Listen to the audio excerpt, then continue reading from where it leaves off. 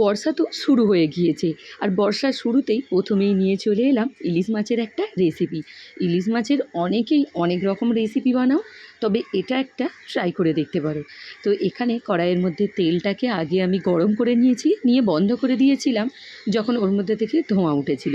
সেটা যখন ঠান্ডা হয়েছে সেই অবস্থায় মাছগুলো দিয়েছি। এরপর মাছগুলো দিয়ে হালকা আঁচ দিয়েছি। এখানে মাছগুলো ভাজবো না, ভাপা টাইপ করব। তো এখন দেখতে পাচ্ছ খালি আমি দুবার উল্টে পাল্টে দিয়েছি। এবার এই অবস্থায় আমাকে সর্ষে বাটা দিয়ে দিতে হবে।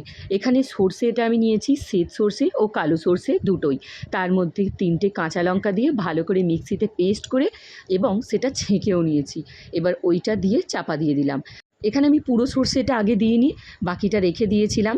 তার মধ্যে দিয়ে দিয়েছি একটু হলুদ গুঁড়ো, লবণ, আর দিয়েছি জিরে গুঁড়ো, এবং সেইটাকে দিয়ে এবার চাপা দিয়ে দেব আর হালকা আঁচে হতে দেব।